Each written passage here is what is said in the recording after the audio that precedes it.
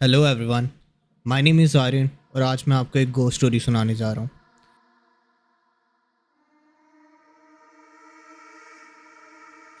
आज जो आप स्टोरी सुनेंगे ये हमें नमन ने भेजी है।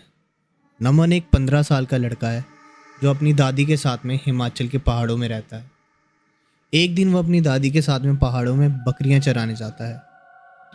जब वो बकरियां चरा रहा होता है तो नमन अपनी दादी से कहता है, दादी कोई कहानी सुनाओ ना। तो नमन की दादी ने नमन से कहा, अरे नमन, अभी मैं थोड़ा थक गई हूँ और अभी तो हम पहाड़ पे आए हैं, थोड़ी देर रुक जाओ, उसके बाद मैं तुम्हें स्टोरी सुनाती हूँ। नमन कहता है, नहीं दादी, आप मुझे अभी स्टोरी सुनाओ। तो उसकी दादी उसे कहती है, ठीक है सुनाओ। ये जो स्टोरी आज मैं तुम्हें सुनाने जा रही हूँ ये स्टोरी इसी पहाड़ी की है। इस पहाड़ की चोटी पे एक घर हुआ करता था जो कि आज भी है। उस घर को लोग भूतिया कहते हैं। तो नमन अपनी दादी से पूछता है कि उस घर को भूतिया क्यों कहते हैं और वो घर किसका है। नमन की दादी उसे कहती है कि तकरीबन 40 साल पहले यहाँ पे कुछ लोग रहते थे और वो लोग शहर से गांव में रहने के लिए आए थे। पर एक दिन क्या हुआ कि किसी ने उनके घर को बाहर से लॉक कर दिया और उनके घर को बाहर से आग लगा दी, जिसके बाद वो सब लोग वहीं पे जल के मर गए। तो ये होने के बाद में नमन अपनी दादी से पूछता है कि दादी, उस घर को किसने जलाया था। नमन की दादी कहती है, ये तो मुझे नहीं पता, बट लोग अभी भी कहते हैं कि आज तक उनकी आत्मा उसी घर में भटकती है। जो भी उनके घर के पास से निकलता है उन्हें आज भी उनकी चीखें सुनाई देती हैं। और कुछ लोगों ने तो उस घर के बाहर में लोगों को चलते हुए भी देखा है और उन लोगों के शरीर में आग लगी हुई होती है। ऐसा लग रहा होता है कि वो लोग जल रहे हैं। तो नमन अपनी दादी से पूछता है कि दादी, हमारे गांव में कोई ऐसा है जिसने उन लोगों को सच में जलते हुए देखा हो। तो नमन की दादी ने नमन से कहा कि अब मैं तुम्हें एक आदमी के बारे में बताने जा रही हूँ कि आज से करीब 12 साल पहले इस गांव में एक शिव नाम का लड़का रहता था। उसकी उम्र उस टाइम पे करीब 19 साल की होगी। जो शिव था वो अपनी बकरियों को चराने के लिए इसी पहाड़ पे आता था। फिर एक शाम जब वो अपनी बकरियों को चराने के बाद में घर लेके जाने वाला था तो उसे अपनी 2 बकरियां कम लग रही थी। वो अपनी सब बकरियों को घर लेके जाता है। एक बार फिर से गिनने के बाद में उसे सच में पता चलता है कि उसकी 2 बकरियां अभी भी कम है। वो सब बकरियों को घर छोड़ने के बाद में वापस उस पहाड़ पे आता है बाकी की 2 बकरियों को ढूंढने के लिए। तो जब वो पहाड़ पे पहुंचता है उसे अपनी एक बकरी तो मिल जाती है, जिसे वो अपनी लकड़ी के साथ में मार के पहाड़ से नीचे उतारने लगता है। उसे एक बकरी को पहाड़ से उतारने के बाद में शिव वापस पहाड़ पे जाता है अपनी दूसरी बकरी को ढूंढने के लिए। पर उसको वो बकरी कहीं पे भी दिखाई नहीं दे रही थी। उस बकरी को बहुत देर तक ढूंढने के बाद भी उसे वो नहीं मिलती है। फिर शिव सोचता है कि कहीं वो पहाड़ के ऊपर तो नहीं चलेगी। तो शिव धीरे धीरे पहाड़ की चोटी की ओर बढ़ता है। जब वो पहाड़ की ओर जा रहा था तो शिव ने सोचा क्या पता उसको अपनी बकरियां वहां पे मिली जाए। शिव ने उस घर के बारे में सुन रखा था, उसे थोड़ा बहुत तो अंदाज़ा था कि वहाँ पे कुछ ना कुछ तो है, पर तब भी उसे अपनी बकरियों को तो वापस लाना था।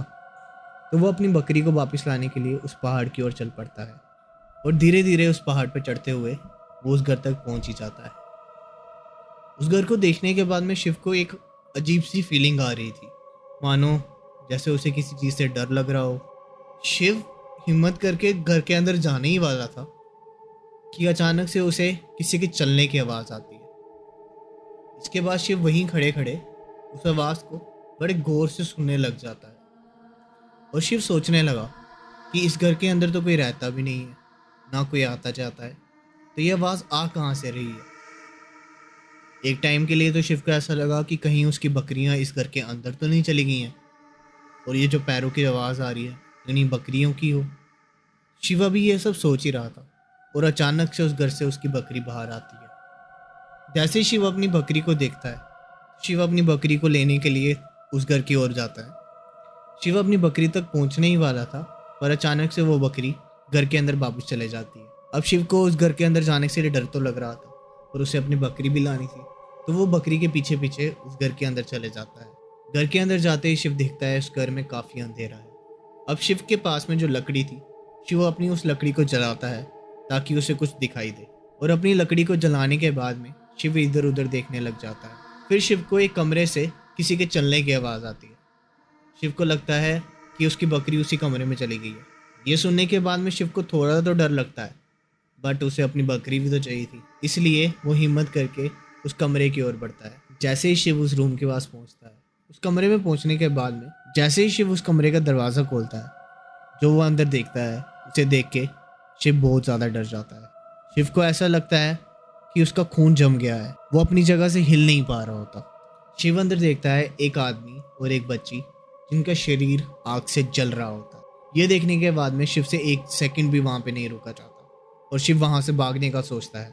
जैसे ही वो वहाँ से भागने लगता है, थोड़ा दूर भागने के बाद में अचानक से शिव गिर जाता है। नीचे गिरने के बाद में शिव के पैर पे चोट भी आ जाती है। जैसे तैसे वो खड़ा होता है और अचानक से वो पीछे मुड़ के जब देखता है तो वहाँ कोई भी नहीं होता। अब ये होने के बाद में शिव को एक चीज़ तो समझ आ गई थी, यहाँ आके उसने बहुत बड़ी गलती कर दी है। अब शिव उस घर से निकल नहीं पा रहा था, पर अचानक से उसे उसकी बकरी दिखाई देती है, जो एक जगह पे खड़े होके वह शिव को ही देखे जा रही थी। शिव को लगता है कि उसने जो लोग देखे वो उसका वहम हो सकता है, और शिव अपनी बकरी को एक बार आवाज़ लगाता है, पर उसकी बकरी वहाँ से हिलती तक नहीं। अब शिव में इतनी हिम्मत भी नहीं बची थी कि वो अपनी बकरी के पास जाके उसे पकड़ सके। अपनी बकरी को बहुत देर तक आवाज़ लगाने के बाद भी उसकी बकरी वहाँ से हिलती तक नहीं। शिव सोचता है कि मेरी बकरी यहाँ पे आई कैसे, ना इस घर में कोई घास है, ना कोई खाना, ना कुछ, तो ये बकरी यहाँ पे आई कैसे।